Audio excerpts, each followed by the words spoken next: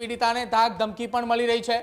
ન માત્ર તેના પૂર્વ પતિ દ્વારા પરંતુ આ ઘટનાની અંદર સામેલ લોકો પણ એ પીડિતાને ધમકાવતા હોવાની વાત સામે આવી છે કે જેને લઈને પીડિતાએ હવે આખી આ ઘટના મામલે રાજ્યના નાયબ મુખ્યમંત્રી સુધી મુલાકાત કરવાની વાત કરી છે। કપલ સ્વેપિંગ આજે સુરતમાં બહુ જ થઈ રહ્યું છે। આમાં કેટલી બહેનો દીકરીઓ સલવાઈને બેઠી છે। આ વસ્તુ મારા ઉપર વીતી ગઈ છે અને મને આમાં બળજબરીથી ઇન્વોલ્વ કરવા માંગતા હતા, પણ હું એમાં થઈ નથી। હું બસ ખાલી એટલું કહેવા માંગુ છું કે આપણા હોમ મિનિસ્ટર શ્રી હર્ષ સંઘવી સાહેબને આ મેસેજ પહોંચે મારો, અને મારે એમને રજૂઆત કરવી છે, મારે એમને મળવું છે, કેમ કે હર્ષ સંઘવી સાહેબ બહેનો દીકરીઓના આત્મસન્માનની રક્ષા માટે તત્પર હંમેશા અવેલેબલ હોતા હોય છે કે બહેનો દીકરીઓની આત્મસન્માન જળવાઈ રહેવું જોઈએ। ઘરે ઘરે અમુક પરિવારો તૂટી રહ્યા છે, જે વાઇફ એગ્રી નથી હોતી, એ પણ એને બ્લેકમેલ કરીને એગ્રી કરવામાં આવે છે।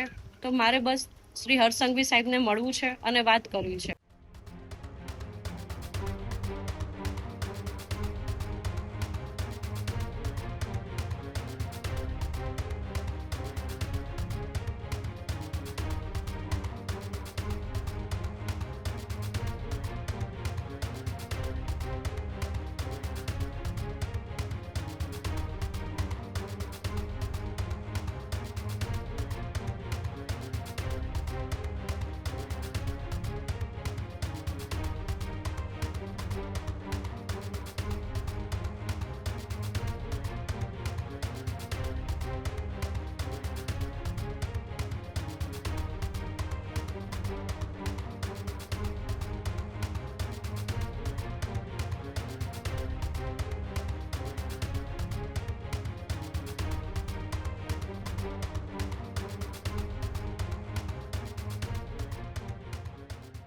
છેલ્લા એક અઠવાડિયાથી રાજ્યની અંદર પાર્ટનર સ્વેપિંગનો જે મામલો ચાલી રહ્યો છે તે પાર્ટનર સ્વેપિંગને લઈને સુરતની અંદરથી જે વિવાદની શરૂઆત થઈ હતી, ત્યારે સુરતમાં ચાલતા પાર્ટનર સ્વેપિંગનો ભોગ બનનાર પીડિતાનો વધુ એક મોટો ખુલાસો।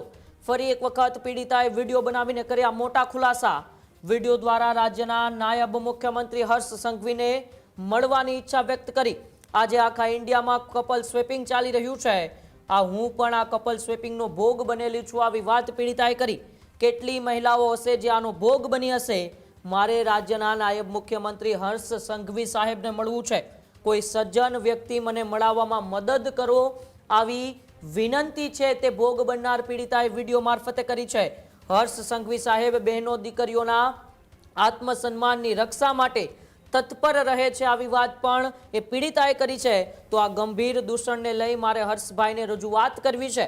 આ દૂષણને લઈને કેટલાય પરિવારો તૂટી રહ્યા છે, આવી વાત પીડિતાએ કરી છે।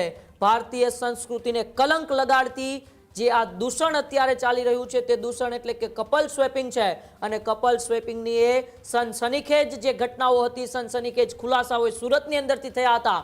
ભોગ બનનાર એક પીડિતા પણ ખુલીને સામે આવી હતી, અને તે પીડિતાએ ફરી એક વખત હવે એક વિડીયો બનાવીને રાજ્યના નાયબ મુખ્યમંત્રી હર્ષ સંઘવીને મળવાની ઈચ્છા વ્યક્ત કરી છે।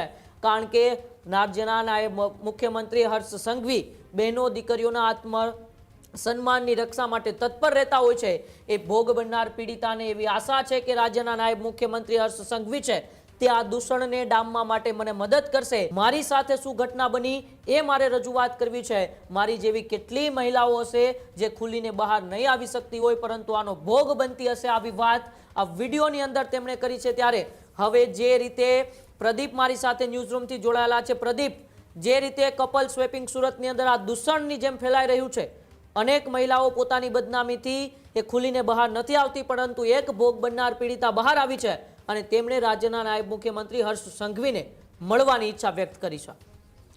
બિલકુલ ઉમંગ, સૌથી પહેલા રાજ્યની અંદર બનેલી આ કપલ સ્વેપિંગની ઘટનાનો પર્દાફાશ એ ન્યૂઝરૂમે કર્યો હતો। આજથી એક સપ્તાહ પહેલા કરેલા એ ઘટસ્ફોટને લઈને હવે પીડિતાએ પણ સામે આવી।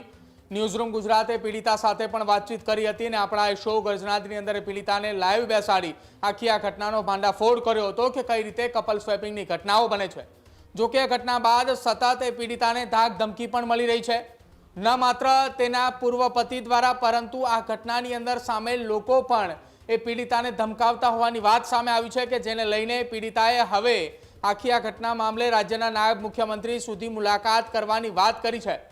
એટલા માટે મુલાકાતની વાત કરી છે કે તેઓ આખી આ ઘટના મામલે પર્દાફાશ કરવા માંગી રહ્યા છે. રાજ્યના મુખ્યમંત્રી, નાયબ મુખ્યમંત્રીને એ વાતચીત કરવા માંગી રહ્યા છે કે તમે બહેનો દીકરીઓને લઈને જે સજાગ છો એ ઘટના મામલે મારે એટલા માટે તમારી સાથે મુલાકાત કરવી છે કે આખી આ ઘટનાએ તમને જણાવ્યું છે રાજ્યની અંદર પાર્ટનર સ્વેપિંગનું દૂષણ કેવી રીતે ચાલે છે એ ઘટનાએ જણાવ્યું છે.